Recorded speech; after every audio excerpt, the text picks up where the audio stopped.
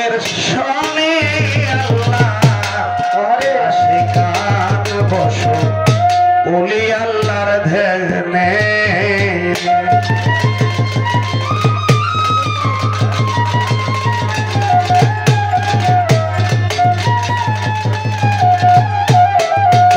আসলে গুরু হবে কারা? গুরু হবে যারা যে গুরুত্ব রাখে গুরু হবার। আপনি আমি সাধারণ মানুষ যারা আছি, আপনি দেখবেন একটা পরিবার চালাতে হলে পরিবারের একজন মূল থাকে। সে যদি পরিবার কন্ট্রোল করতে না পারে তার ভিতরে কিন্তু পরিবারের দায়িত্ব আসে না, আসে না।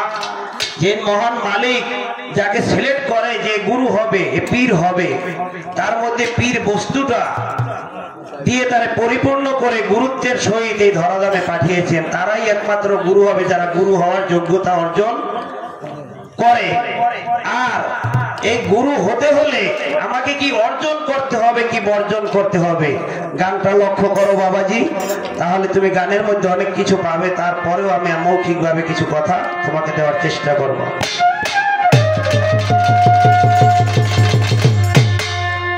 আমি যদি শোনে আল্লাহ আসে গান বসো বলি আল্লাহ ধ্যানে যদি মাসুর পদার শোনে আল্লাহ আসে গান বসো বলি আল্লাহ ধ্যানে যদি মাসুর পদার শোনে আল্লাহ আসে গান বসো বলি আল্লাহ ধ্যানে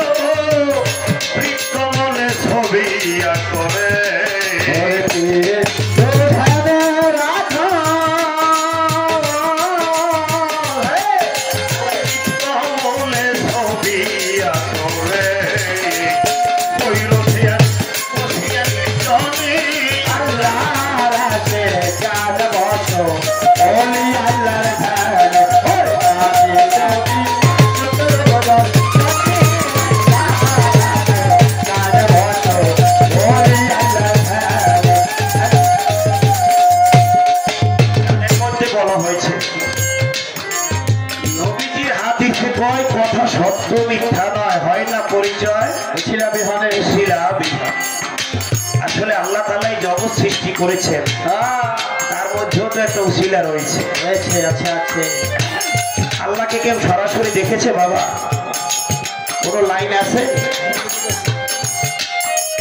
তাহলে আল্লাহ তাআলা কার মাধ্যমে বলেছেন? আমার দয়াল নবীকে সৃষ্টি করেছে উসিলার মাধ্যমে। একে একে 1,24,000 পয়গাম্বর মতান্তরে 2,24,000 পয়গাম্বর কালে কালে যুগে যুগে পাঠিয়েছেন। আল্লাহ তাআলা বলেছেন আমি কোন জাতিকে, আমরা শুধু কি মনে করি? ইসলাম শুধু মনে করি।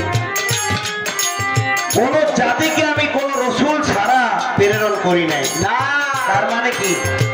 সকল ধর্মের, সকল জাতি, সকল গোত্রের মধ্যে এক একজন রসুল আল্লাহ তাআলা পাঠিয়েছেন। কোন গোত্রে 10 জন, 15 জন, 20 জনের মধ্যে একজন রসুল পাঠিয়েছেন। হাসরের ময়দানে এমন এমন রসুল, এমন এমন নবী উঠবেন যাদের সাথে 2 জন 3 জন উম্মত থাকবে, যাদের কাছে 5 জন থাকবে, যাদের কাছে 10 জন থাকবে। আসলে বাবাজি, এই আমরা যে ধর্মটা করি, ধর্মটা কি আসলে? দয়াল নবীজি পৃথিবীতে আসার 4000 বছর আগে এসেছিল শ্রীকৃষ্ণ মহাপ্রভু। আচ্ছা, তার কাছে তার ভক্তরা জিজ্ঞেস করেছে বাবাজি আসলে আমরা যে ধর্মটা করি, ধর্ম কি? তিনি বলেছিলেন যে আত্মা বিধি, তুমি নিজেকে নিজে চেনো। তারপরে 2000 বছর পরে এসেছিল একজন বিখ্যাত বিজ্ঞানী, তার কাছে বলা হয়েছিল যে ধর্মটা আসলে কি? তিনি বলেছিলেন নো দ্য সেলফ, তুমি নিজেকে নিজে চেনো। তারপর আমার দয়াল নবীজি কাছে যখন সাহাবারা বসে এই ধর্মের আলোচনা শুনতেছিল, তার কাছে জিজ্ঞেস করেছিল হুজুর আমরা যে ইসলাম প্রচার করি, আমরা যে এর জন্য যুদ্ধ করি, মারামারি হানাহানি এত কিছুর পরে আমরা ইসলামকে টিকিয়ে রাখার জন্য কাজ করতেছি, আসলে ধর্ম বস্তুটা কি? তিনি বলেছিলেন মানা রাফা আচ্ছা হো ফাঁকা দ্বারা ভা। যদি তুমি তোমাকে চিনতে পারো তাহলে তোমার ধর্মকে জানা হবে, তোমার মালিকের দর্শন তুমি পেয়ে যাবে। এই জন্যে এই গানটার ভিতরে বলা হয়েছে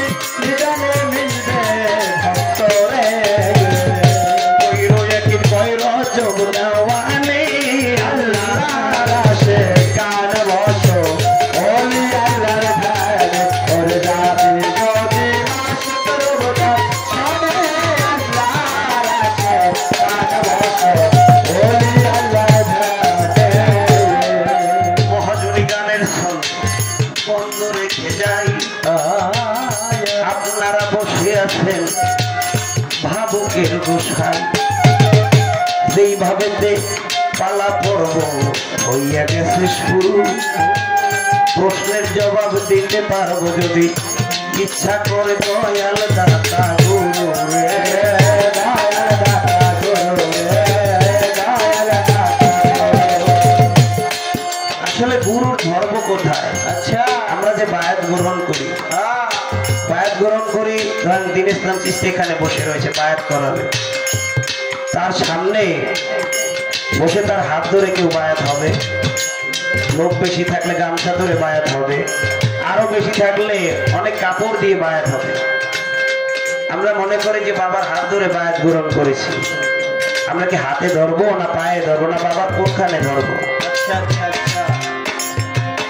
আজকে একটা কথা বলে রাখি সিফা, আসলে গুরু ধরবো তার বর্জকটা, গুরুর বর্জক যদি আমি ধরতে পারি, আমি যেই জায়গায় থাকি না কেন, আমরা কোথায় দেখি, আমরা কি সামনে দেখি না পিছনে দেখি বলতে পারেন বাবা? পিছে পিছে। আজকে থেকে 10 বছর আগে কি করেছি আমার মনে পড়ে। আজকে থেকে একদিন সামনে কি হবে আমরা কি দেখি? না, দেখি না। যদি মুর্শিদের ছবি আমার কালবের ভিতরে জমা হয়ে যায়, তার ছবি যদি আমার জিন্দা শাহর ছবি, আমার দিন ইসলাম চিশতির ছবি, আমার দেওয়ান রশিদের ছবি, আমার সোবান চিশতির ছবি, আমার আব্বাস চাঁদের ছবি, আমার কালু শাহর ছবি, আমার মুস্তানের ছবি যদি আমি এই হৃদয়ে গড়তে পারি, যে জায়গায় যাব আমি সকল ক্ষেত্রে দেখবো আমার বাবাজার সামনে কারা আছে। আমার জন্ম মৃত্যু, আমার জন্ম থেকে মৃত্যু পর্যন্ত কি হবে, সামনে কি আসতেছে, সেই লোকেরাই বলে দিতে পারবে আমার কোন দিন মৃত্যু হবে। কালু শাহ রহমতুল্লাহ আলাইহ বলে দেয় নাই? কালু শাহ রহমতুল্লাহ আলাইহ করেছেন না, তিনি সকল ভক্তদের ডেট দিয়ে দিয়েছিলেন যে 28শে অগ্রহায়ণ বুধবার জহুরের কালে আমি দেহ ত্যাগ করবো, তোমরা উপস্থিত থাকবে। সুবহানাল্লাহ। এই আপনাদের হাসান ফকির, তিনি অনেক কষ্ট করে বাড়িতে বসেছিল খুঁটি ধরে, যে আমি যাব না, দেখে আমাকে নিয়ে যায় কেমনে, আমাকে ছাড়া আমার দয়ালকে কে নিয়ে যেতে পারে। যতক্ষণ হাসান ফকির যায় না, ততক্ষণ কিন্তু কালু শাহ রহমতুল্লাহ আলাইহ দেহ ত্যাগ করতে পারে না। কিন্তু তার ভিতরে এমন যন্ত্রণা, এমন একটা ভাব সৃষ্টি করে দিয়েছিল, সেখান থেকে দৌড় মেরে এক দৌড়ে দরবারে গিয়ে পড়ে যায়, এবং সাথে সাথে কালু শাহ রহমতুল্লাহ আলাইহ বলেছিল, হাসান তুই যদি আর একটু পরে আসছি, আরো 12 বছর আমাকে রাখতে পারছি না। সম্ভব হয়েছিল কিসের কারণে? তার নিরিখ রেখেছিল, তার বর্জক রেখেছিল। তাই গুরুর ধরতে হবে বর্জকটা। ওই রোদে আর কয় রজক দেওয়ানি আল্লাহ রাসে 4 বছর বলি আল্লাহ ধারে যাবি যদি মাসুতের বদল